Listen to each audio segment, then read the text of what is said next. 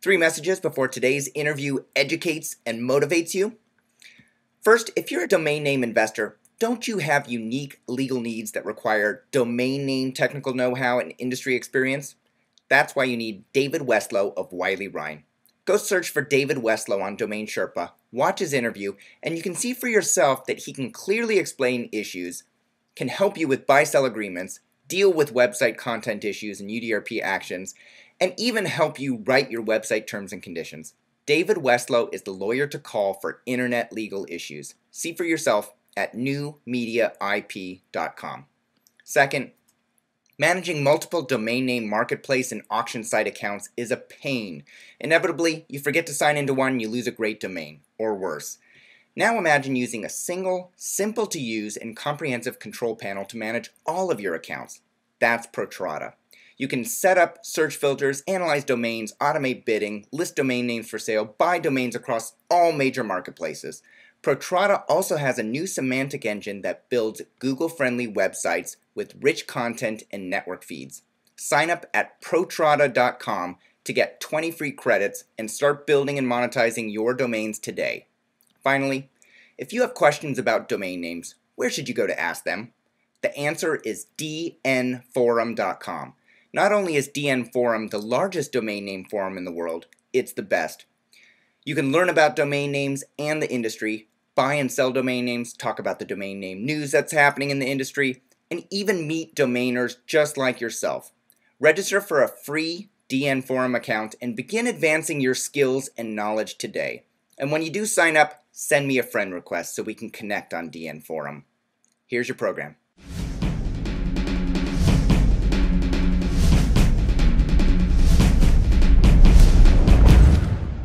Hey everyone, my name is Michael Seiger and I'm the publisher of DomainSherpa.com, the website where you come to learn how to become a successful domain name entrepreneur directly from the experts. Along with most Americans, I tend to be very US-centric in the topics that DomainSherpa.com publishes, including a focus on the .com top-level domain, which is why I appreciate it so much when viewers reach out to me and say, hey, look at this. I had a fantastic conversation with a gentleman about IDNs, internationalized domain names, last week that really opened my eyes to what's going to happen with the new TLDs. Today's guest also did the same thing. But instead of IDNs, today we're going to focus on CCTLDs, country code top-level domains. Our guests have the highest ranking .co.uk domain name sale to date in 2012, and last summer they set up a wildly popular e-commerce business on a 4-letter .co.uk domain name that's been featured on CNN, ABC, the New York Post, the Huffington Post, and many others in Britain, including The Sun, the Metro, and the Telegraph. And for anybody that's ever been over there, you realize how big those are. They have celebrities tweeting about their business. They're the masters of all zombies in the UK, and they're convinced that it's the domain that has allowed them to stand out from the crowd for being such a small business. Joining us are the co-founders of wish.co.uk, Richard Kershaw and Stephen Pavlovich. Gentlemen, welcome to the show. Hi there. Thank you for having us. Let's start off with a little background on wish.co.uk. Can you tell the audience what problem you solve for customers? Well, over in the UK, the products we sell are enormously popular. And in short, we thought we could sell them in a way that was as fun as the products we sell. So my background was in affiliate marketing. I was one of the top affiliates for one of the big suppliers over here. And so off the back of that, decided that it was something I wanted to do myself. So I approached Stephen, we set the business together. So you guys sell fun experiences through your website, wish.uk. Yeah. Okay. So we sell things like, if you want to learn how to fly a plane, you want to race a Ferrari, you want to battle zombies in an abandoned shopping mall. We sell tickets for all these sorts of things. Great. You know, I'm sorry for the audience. I just realized we don't get sun we're like the UK here in Seattle. We don't get sun very often. And for some reason, it just decided to poke out from the clouds. So like I'm totally washed out here. I'm gonna shift just a little bit here and then maybe shift back. So, you know, it's phenomenal. And anybody that's watching this interview or listening to this interview, if you get a chance to pop open a browser and go to wish.co.uk, you can check out some of the things that they offer. What are, you know, for each of you, Richard and Stephen, what is your favorite deal currently on Wish? I have a feeling we would both say the same answer. Yeah. Which is we offer a real life zombie shoot 'em up in a abandoned shopping mall, which it would be hard to get something better than that. Although we are working on something that will hopefully go one better. Oh. But we offer a number of different zombie experiences at the moment. That is the most popular one. We're having people coming from the US, coming from all around the world, specifically to come and visit that. It's big with Americans, so we have a lot of American customers all of a sudden. So people flying over from California, New York, all over the States, coming over to battle zombies in the UK. Yeah, it's pretty phenomenal. I told you just before our show, I went back on your blog, Richard, and I was reading through and figuring out the date that you actually launched, and I ran across a video produced about zombies in the location. I'm not sure if it was your video or somebody else's video, but it basically spent 3 minutes walking through what that experience is in the middle of nowhere and how you need to battle all the zombies and maybe find the what do you call it, the medicine that can cure you from the zombie attack. Absolutely. It's a really bizarre experience. It was phenomenal. And so, like, people are busting into rooms and throwing in their bomb, and then they're opening the door and coming at, you know, going with their guns, their paint guns, to try and shoot the zombies. And then suddenly a zombie attacks from the side. It's hilarious. The best thing is that we found some people who have come down, like if we've had journalists coming down, or if someone's brought their partner along with them, there are always some people in the group who are a little bit cynical. You know, how good can this actually be? Will it just be lots of people going bang bang, you're dead, and then you see them 3-4 hours later, and they've been absolutely petrified but totally exhilarated at the same time. It is they run at night, I believe, right? We do a mixture. So we do sessions that start in the morning, the afternoon, and the evening.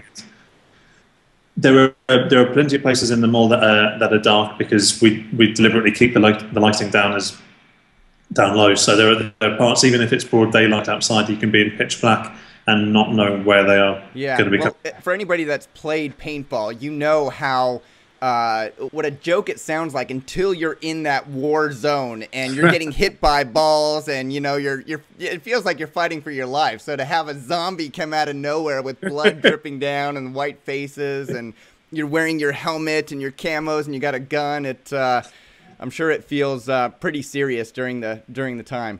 So I had two favorites from wish.co.uk. The tank driving experience looks phenomenal. You get in a tank and drive this thing. And then you've got another one that's a Ferrari versus Lamborghini driving experience. Like, I'd come over to the UK just to do those two things. We'd love to have you. I must say, I'm quite relieved that it wasn't the romantic break for 3 that was on your favorite list. I did see that one too. My wife would not enjoy that one. She doesn't like to share me. All right, so you launched the business last summer, July 25th, 2011. You're coming up on 1 year. I can't believe you've achieved everything that you have in less than a year. What is your anticipated revenue for the first 12 months of operation? You can take this one. We hope to be approaching 7 figures our first year trading. But you can have said that more unenthusiastically. there's a lot of ifs and buts attached to that. So sure. We've spent the first 12 months trying to grow as rapidly as possible. So taking as many shortcuts as possible, if that will let us scale the company bigger. The priorities so far have been to keep the customer service as good as possible and to keep the products as good as possible. Everything else we've tried to scale so that we can build as rapidly as possible. So the design we're scraping by with a relatively off-the-shelf design to begin with, until we could invest in doing a new super duper design, which we're still investing in at the moment. We're still improving that.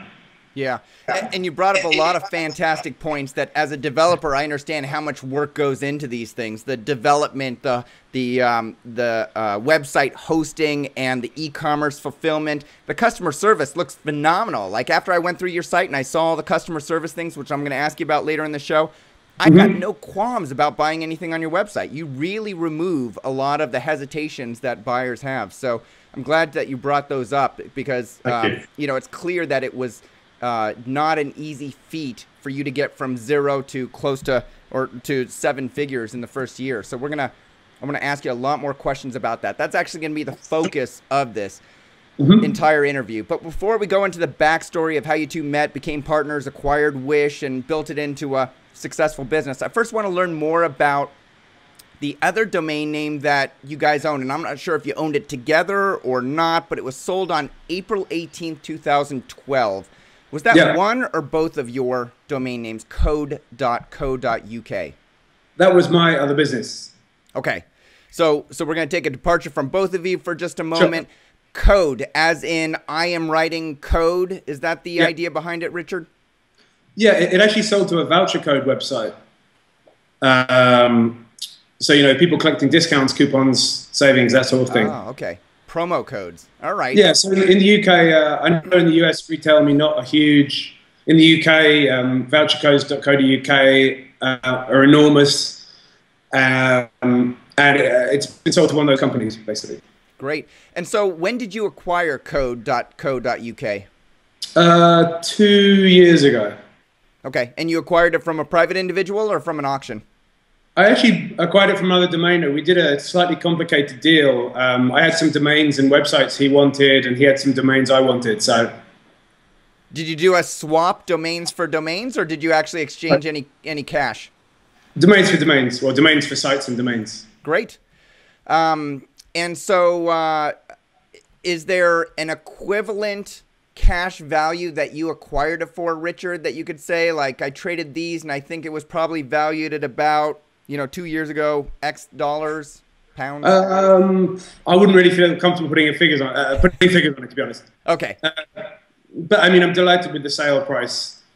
I put quite a lot of work into selling the domain. I think I took quite a different route to most domainers. So I went out and wrote letters to 150 CEOs who run companies called Code Recruitment Limited, Code IT Limited, Code Entertaining Limited. There's hundreds of these companies in the UK.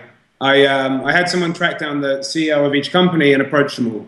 And one of the people I sold to was actually on that list. Great. But it was still sort of a year sales cycle from the first approach to completing the deal. Wow. All right. So that's great to know. So the sale is listed on Ron Jackson's dnjournal.com year-to-date sales chart. It's in spot number 19 at 18,000 pounds, which has an equivalent dollar value of about $28,800. So you spent a year selling it. I believe it sold through Sedo. Is that correct? I used Sedo to handle the sale and the transfer, yeah. Okay. And so what you did is you listed on Sedo for the sale and transfer, but you actually went out to those 150 leads and you said, it's for sale, here's where it is. And was it a make offer price listing on Sedo, or was it did it have a price? I went out and the letter basically said, this domain's for sale. It was tailored for each person. This domain's for sale. Here's why I think it's of interest to you. So for example, there is 3 different recruitment companies in the UK, all called Code.